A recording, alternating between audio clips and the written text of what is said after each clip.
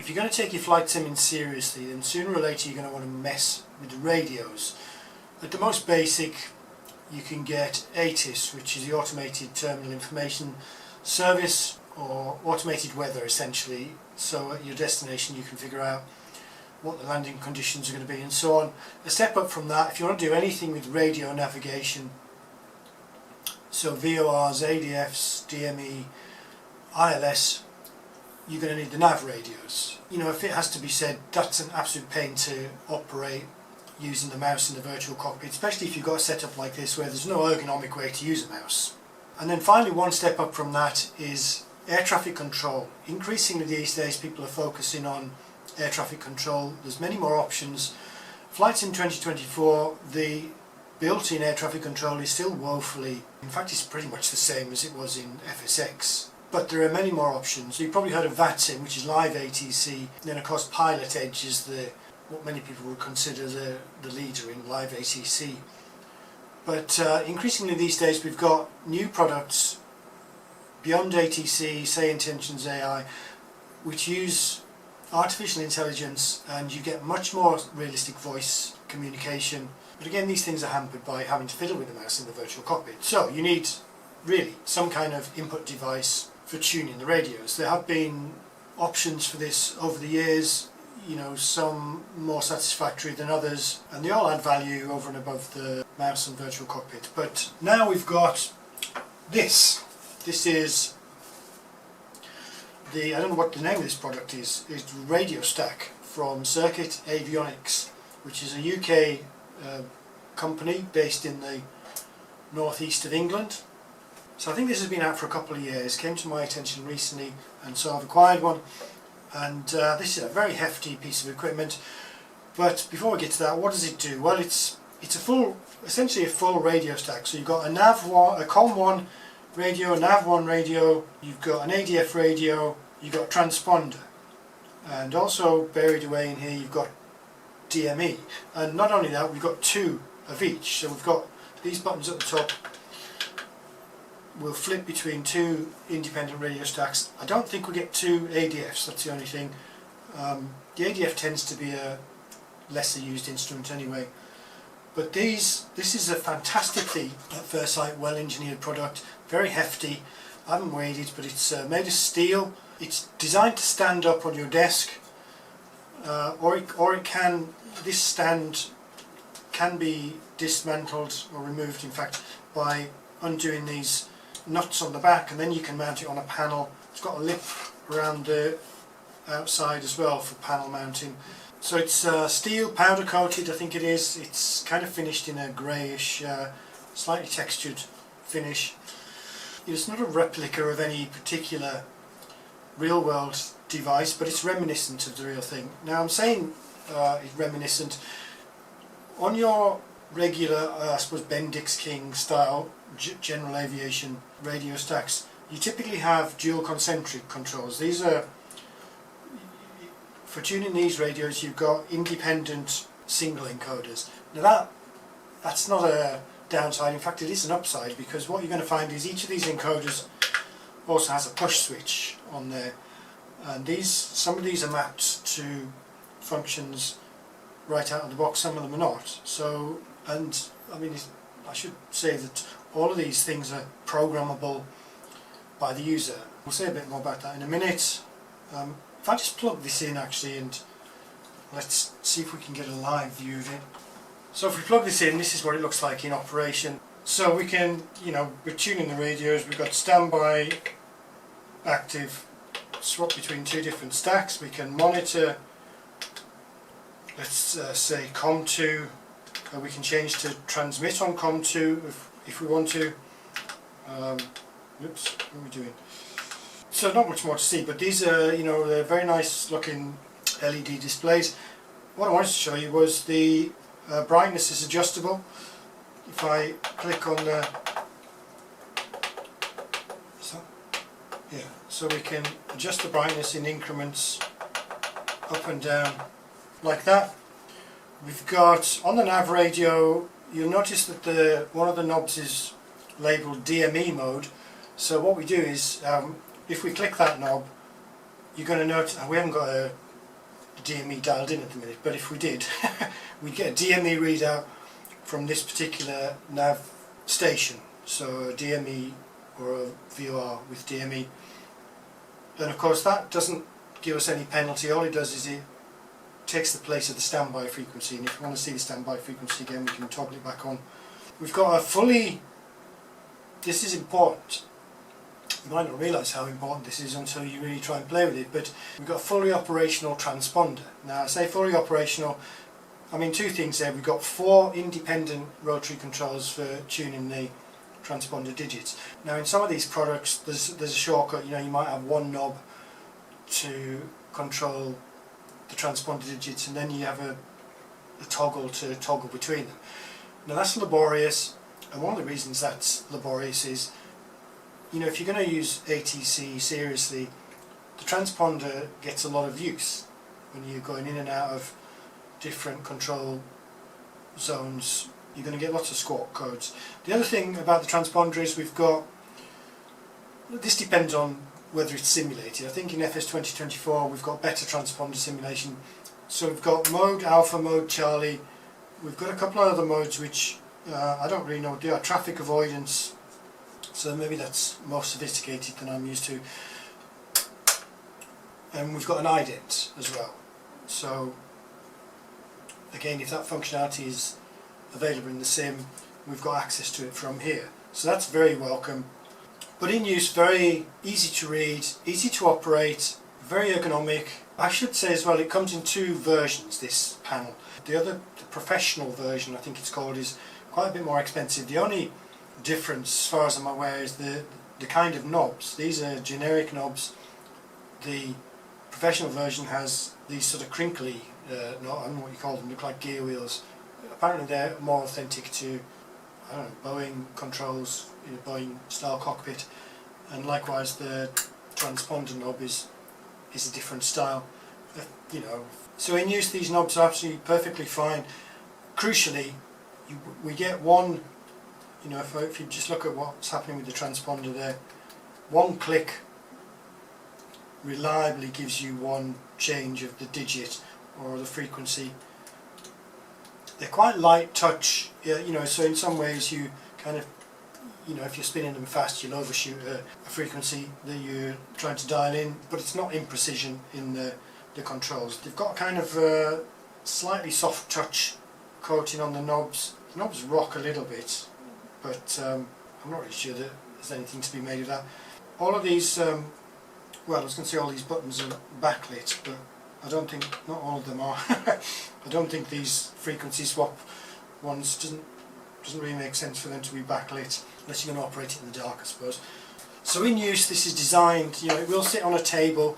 This is not a table, but this will suffice as a simulation. I suppose the only thing that comes anywhere close to being a criticism is, even given the weight, the stability is a little bit compromised just by the height of this thing. So if you're gonna press the knobs, it is going to move a little bit. So I tend to clamp it. There is, you know, you can clamp it to the table with a clamp behind, or if you're going to mount it on a panel, that's neither here nor there. But you know, it's really not criticism. The only other thing is, if it's on a table or a desk, these transponder knobs are a little bit close to the desk. You know, if I was to make any suggestion, would be to just maybe add a little bit of height to the panel. But again, I mean, that's easy for me to say. It probably adds significantly to the tooling, the materials costs. This comes with a 2 meter USB cable, 1 USB connection. You don't need an additional power source. Also comes with a 90-degree USB adapter, which is a great, you know, thoughtful addition. It basically allows it to sit on the desk without the cable. You know, the cable would otherwise be poking out the side like this. So, you know, attention to detail, that's important. I mean, just on the subject of attention to detail, this also comes with a, a soft bag to store it in if you're going to dismount it and put it away for a while. That's to protect, I guess, the displays and the texture of the surface. Also comes with a microfiber cloth for cleaning. So, you know, we can't say there's been any lack of attention to the detail.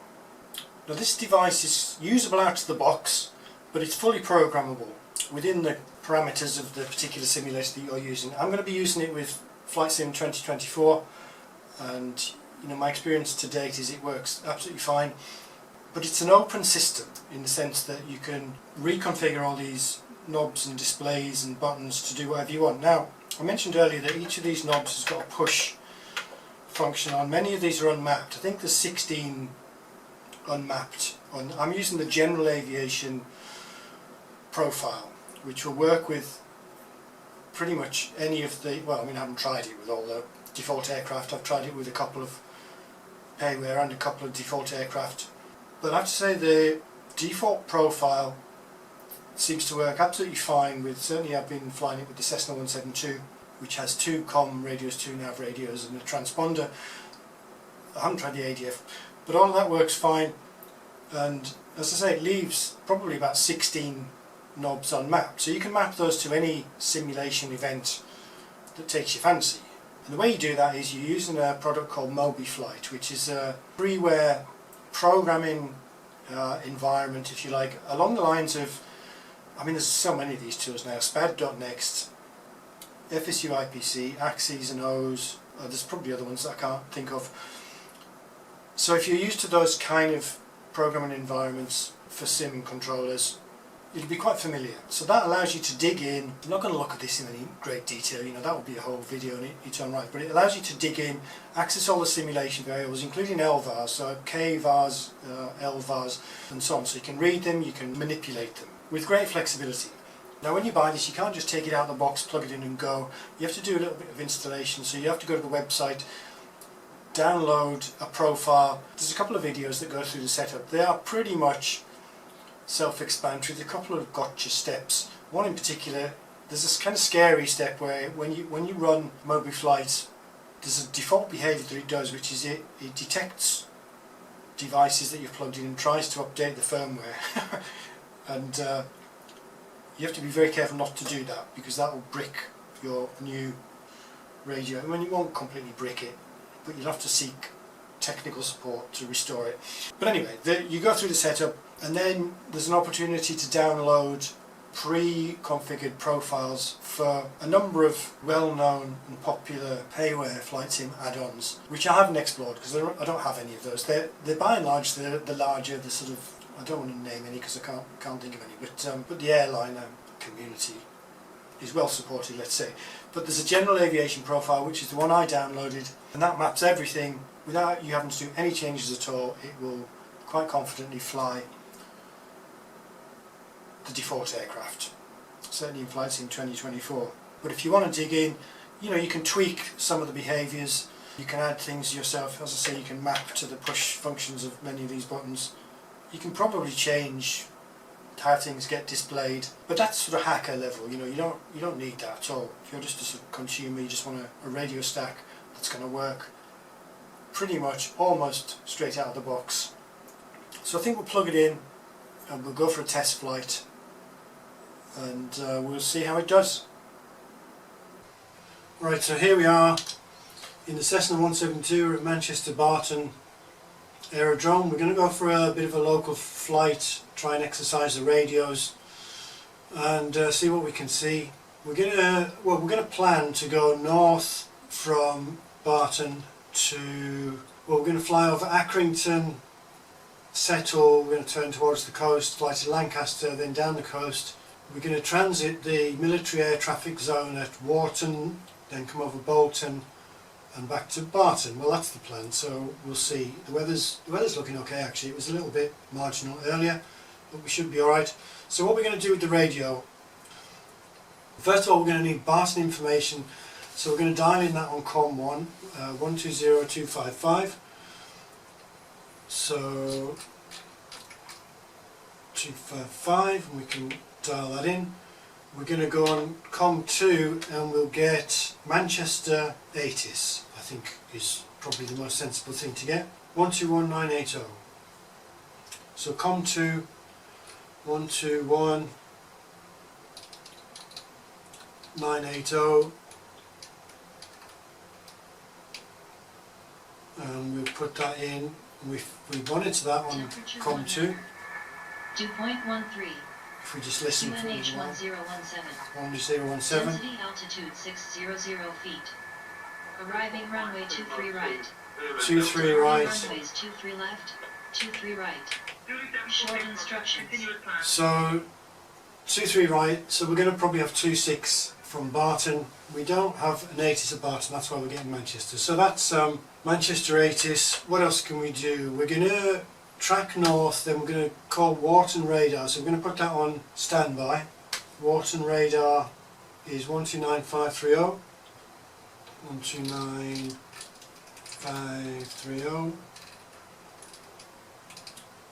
If you've got a keen eye,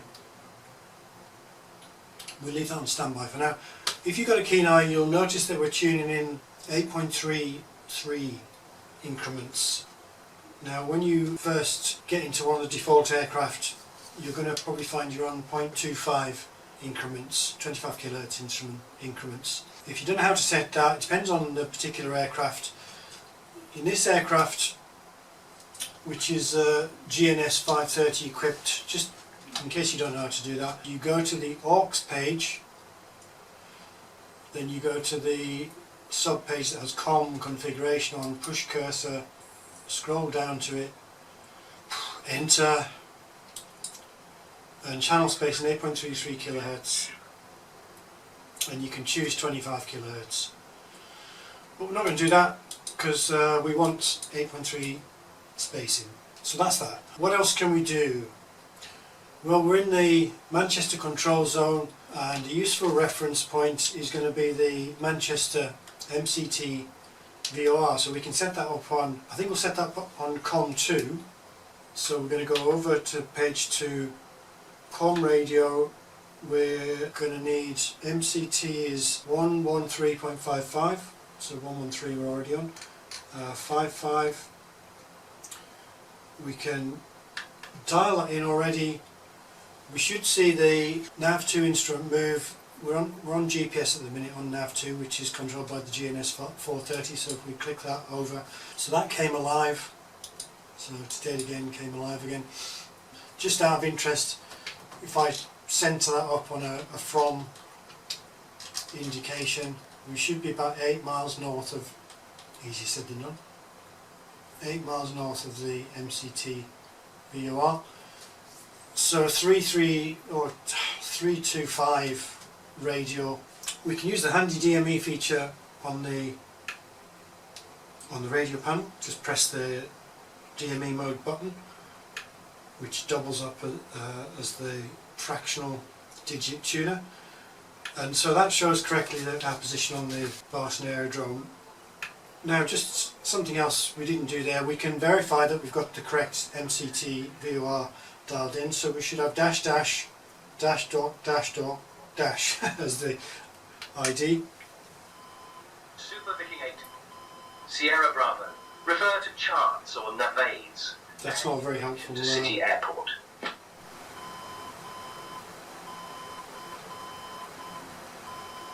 So that's ID'd. I don't know why that's so quiet. I almost can't hear it, but so we got that. Nav 1, I think we'll dial in the Pole Hill VOR DME, which is 112.1. 112.1. Likewise, if we look at Nav 1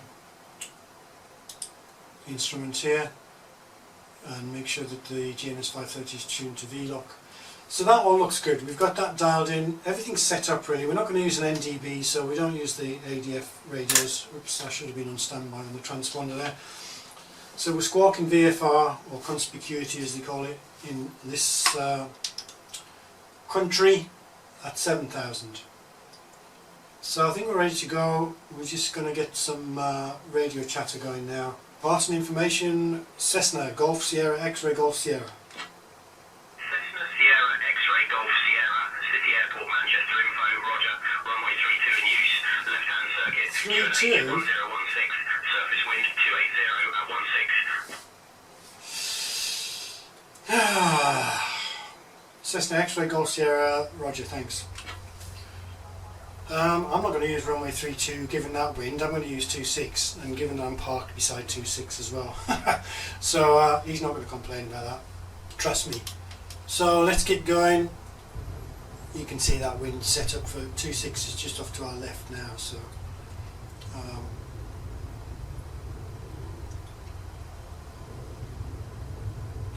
and we're going to set up a cruise altitude of 3,200 feet.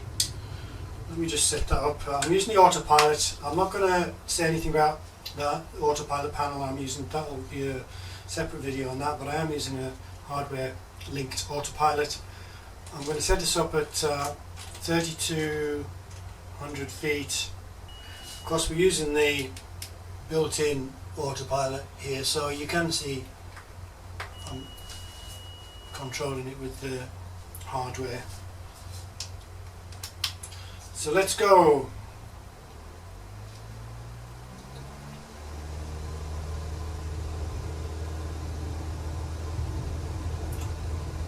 So this is a default aerodrome. It's not bad. It's kind of nice actually in the sim FS 2024. So we're taking off to the west. We want to be departing to the north. We'll just get to the airfield boundary before we make our turn out.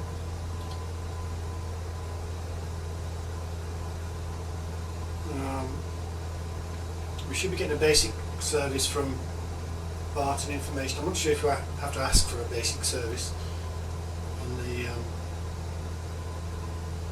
departure, but we're not going to bother because basic service is basically nothing anyway. So flaps up.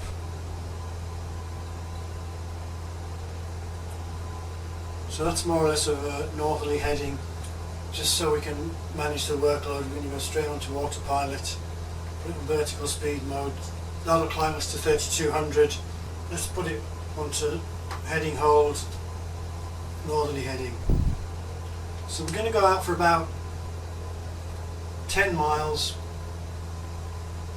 And what we should normally do here is we change onto, well, let's do that because why not? We would change onto a en route frequency. We're under the Manchester control zone, so we'd listen to Manchester radar. Should have gone squawk altitude there, so just done that belatedly. But what we want to do is we're going to monitor Manchester radar 118580. So let's just get off this departure frequency. Barton Information Cessna X-Ray Golf Sierra, changing to en route frequency.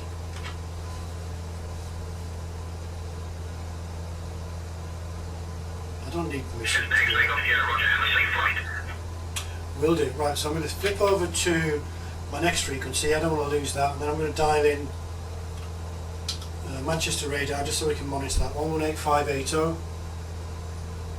580. And so we might hear some chatter on there. But also, while I'm monitoring that, I should be squawking 7366. That's the frequency monitoring code. 7366. So we're monitoring. Flight level 330, speed of Victor Bravo. Thank you. E15 Juliet, contact Manchester Tower on 118.63. 118.63, E15 Juliet. So we've climbed to our cruise altitude, which has put us right in the cloud base, which is not great. I think we'll go down to 28 because that's not looking great. Charlie Bravo 1313, contact Manchester Tower on 118.63. So this is Manchester, the northern suburbs. They're off.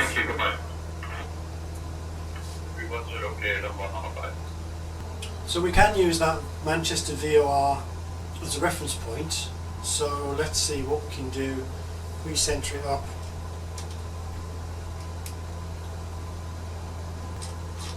Manchester approach, KLM 89er Alpha, flight level 100. So we're on the 3-4 radial now, and if we look at the chart, that would give us a line that we know we're somewhere on that line. And of course, if we look at the DME2, 13.7 current for 14 miles. So direction of flight's looking pretty clear today. We've got loads of good landmarks around here. I'm not very familiar with this area in detail, so it's going to be a bit sketchy. But we've got some very characteristic shaped reservoirs that we can refer to the chart to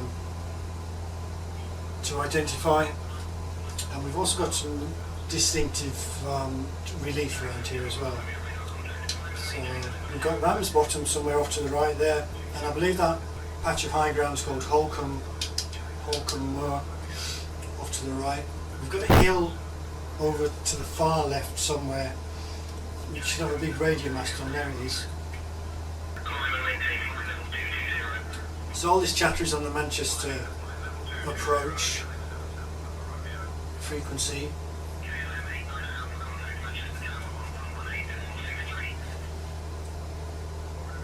So that Pole Hill VOR is off to the northeast correction, and so if we, let me see, centre that up, 060 from here. In fact, what we'll do is if we put that on a from indication, and if we dial in the 270 radial,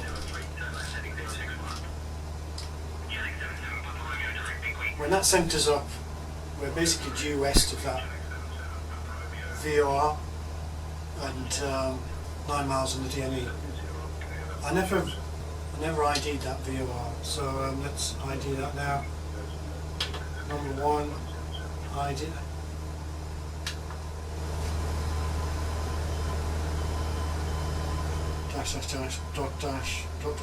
So that's the right ID. I don't know if you can hear that, because again it's very quiet. Because it's very quiet, that chatter is getting over the top of it. And what you might think is that we can turn off the monitoring on this by pressing them on. If we go to nav and com 2, we can turn the com frequency on. Remember, that's on the Manchester ATIS. Advise on initial contact. We can turn that on and off. And if we want to transmit on com 2, we can transmit on com 2 as well. 2.13. You might expect that if we were on com 1, we could turn off the monitoring or the mic by pressing those buttons. But that doesn't seem to do that. This is just about the programming. It's not that it's wrong, it's just that it may be unexpected, the behaviour. It's a little bit more complex than we might expect. So of course you can go into MobiFlight and edit the profile and change that behaviour to be whatever you want. So let's see, we're well en route now. We should be overhead Accrington.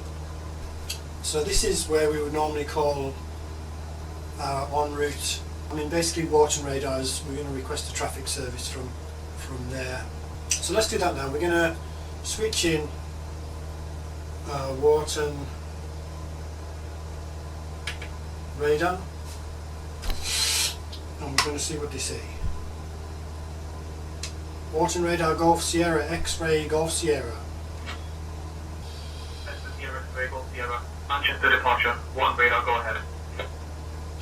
Cessna X-ray Golf Sierra, 20 miles north, Echo Golf Charlie Bravo, 2,800 feet northbound, type C172. Echo Golf Charlie Bravo to Echo Golf Charlie Bravo, routing via Settle, Lancaster, Bolton. Request traffic service. Cessna X-ray Golf Sierra. Traffic service is on request.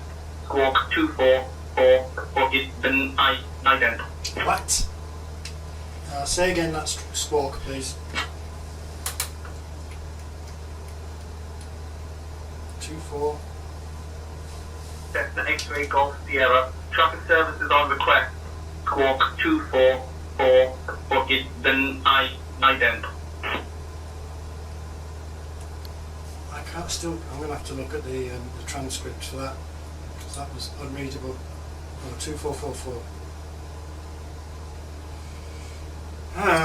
Squawk 2444 and ident Cessna X-ray Golf Sierra. So So press the Cessna ID. X-ray Golf Sierra identified. QNH 1016. Cessna X-ray Golf Sierra squawk 2444 and ID acknowledged. Okay. I think that's alright. So that's another piece of high ground there. I think that's called Pendleton Moor. Where are we on the... So we're 10.5 miles from... Glenwood 681, contact Manchester Tower on 118.63. Old Hill VOR. Tower 118.63. 133.6. We've passed that 270 radial. So let's see.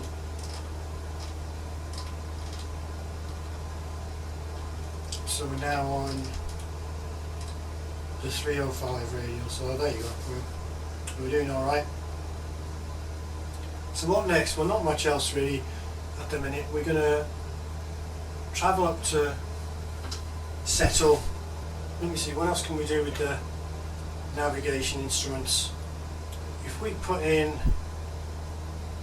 let's just for fun put in Leeds Bradford on the GPS. In fact, let's fly to Leeds Bradford, change of plan. That leg out to the coast towards Lancaster hasn't really got much going on anyway, so why don't we do that?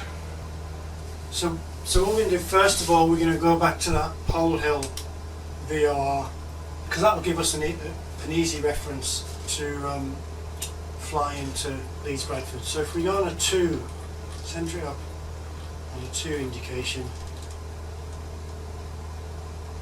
So we could do that manually, but if we just switch over to nav mode on the autopilot, that should take us to the VOR.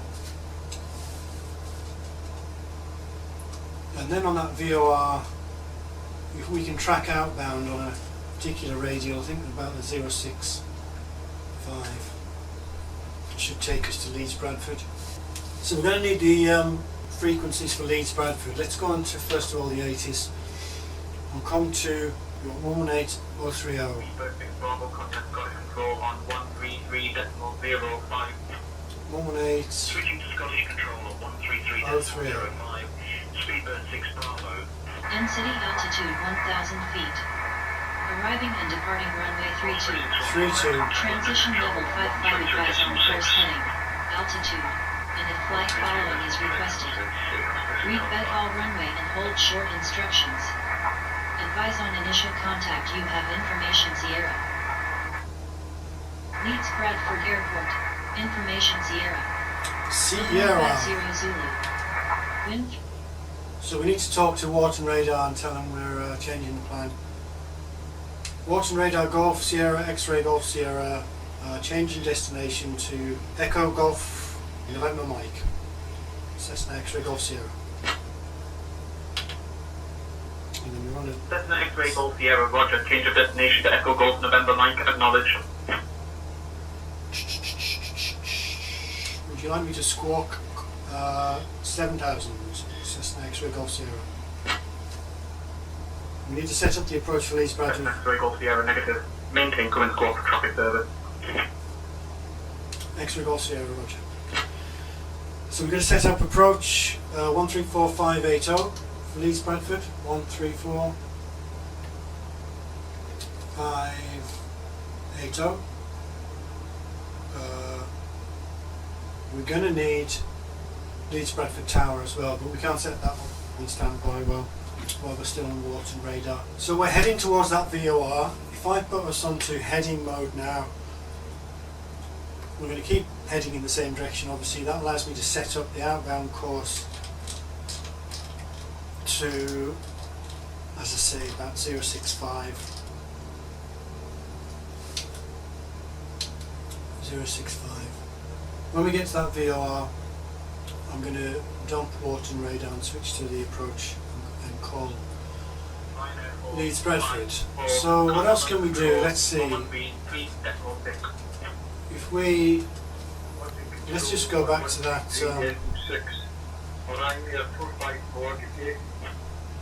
nav 2. We center that up.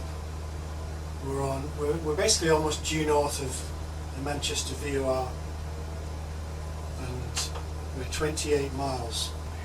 So DME from Pole Hill is 3 miles. So really we should be thinking about turning out now. Walton radar, Cessna X-ray Golf Sierra, terminate radar service and change to en route frequency.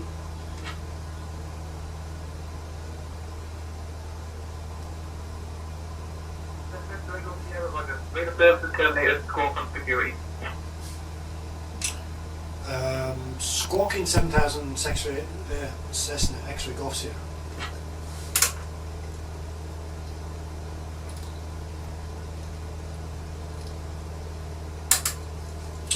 Okay, now we can go into approach, and before we do anything else we're going to dial in the tower 120305.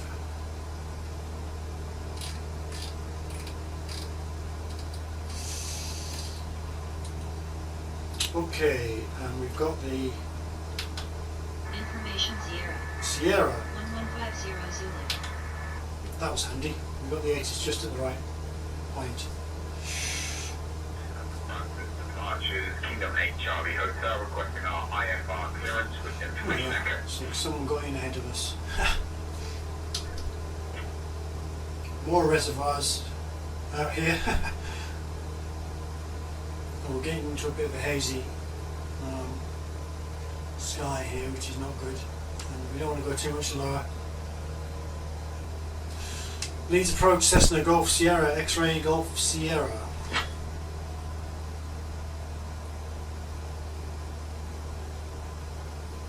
Cessna Sierra X-ray Golf Sierra, lead approach, Roger, continue on your current course. Okay. Continue current course, Cessna X-ray Golf Sierra with request.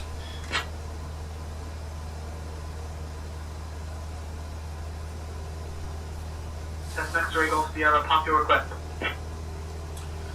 Cessna X-ray Golf Sierra, 17 miles to the southwest, 2,800 feet with information Sierra, inbound to land. That wasn't really a request, should have requested joining instructions. Same difference. Cessna X-ray Golf Sierra, Roger. Inbound to land at lead. Descend altitude 2,000 feet. Expect runway 32. Contact lead tower on 120.305 when airfield in sight. Descend 2,000, expect runway 32. We'll contact tower when runway in sight. Cessna X-ray Golf Sierra. Clear touching down, runway 32 and contact the Yankee. Better actually Runway descend. 2460, turn left, heading 110. Head 110, Charlie 2460. We won't be afraid to stick one of ground course because we're actually about to have line over the island to click it. So we're 10 miles out, just entering the controlled airspace. Now we're bumping around. That probably means there's wind at surface level and photogrammetry below us. That's what we usually gives us. Contact under control on 133.6.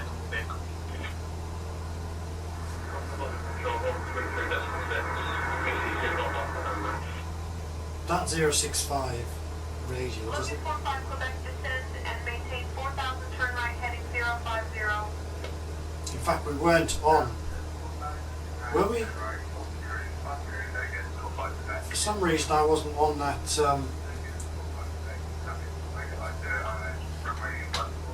I wasn't tracking that VOR. Logan 45 Quebec contact main tower on 120.305. I'm not sure why that was. Maybe it dropped us somehow. So it's trying to get us back on track now. We don't really need that. We're going to be visual. In fact, I can see the airport now, I think. Which is just out to the front 3/4, a little bit below the horizon.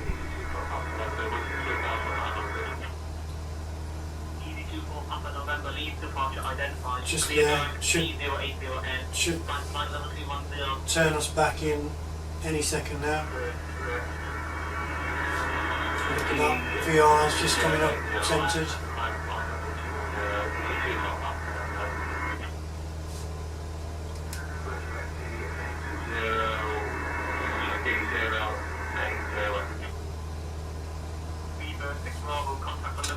So we're going to talk to the tower now. Leeds Tower, Cessna, X-Ray Golf Sierra, 5 miles out, airfield in sight. Tower, pushback and start approved. Cessna Sierra X-ray Golf Sierra, Leeds Tower. Report final for runway 32. Report final for runway 32, Cessna X-Ray Golf Sierra. So I think we're going to come off autopilot about now, and then we'll kind of turn ourselves onto a bit of a downwind leg.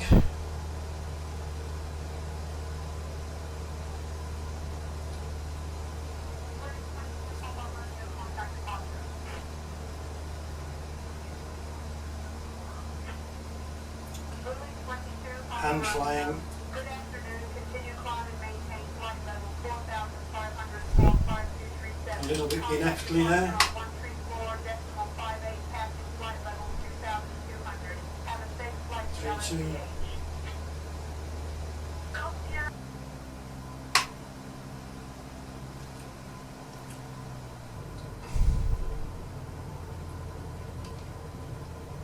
Cessna X-Ray Golf Sierra, final 3-2.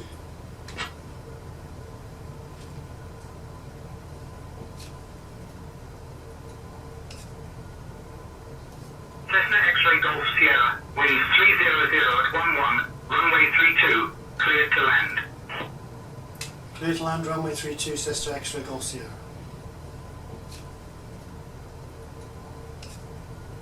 Actually, I could have landed short and taxied off there.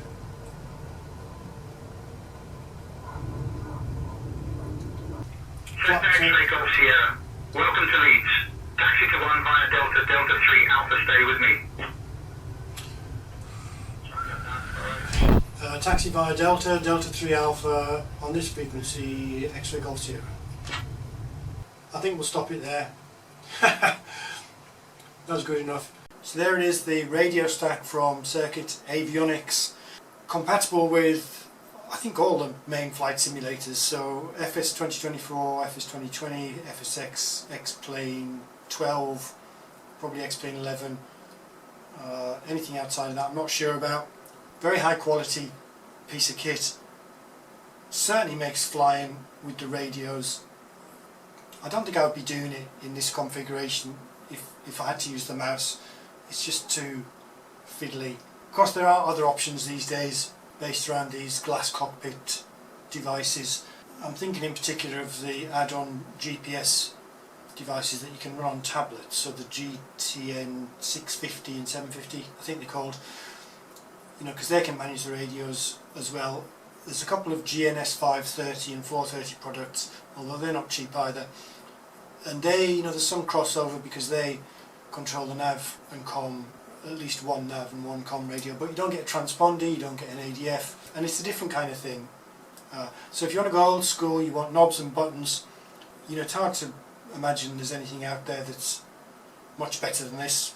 Now, Circuit Avionics, the same manufacturer, does a very nice autopilot panel as well. I have one here. That's going to be the subject of a separate video, but the two of them together, you know, it's worth saying just by way of preview that autopilot panel is much more than just an autopilot panel. And pretty much if you have that and this in tandem, you don't really need any other input devices to fly ATC or instrument approaches. Obviously, unless you're going to use GPS approaches, which is outside the scope of this particular discussion, shall we say. So there you go. I hope you found this helpful. I'll be glad to hear any feedback, and we'll no doubt be seeing more of this in future videos.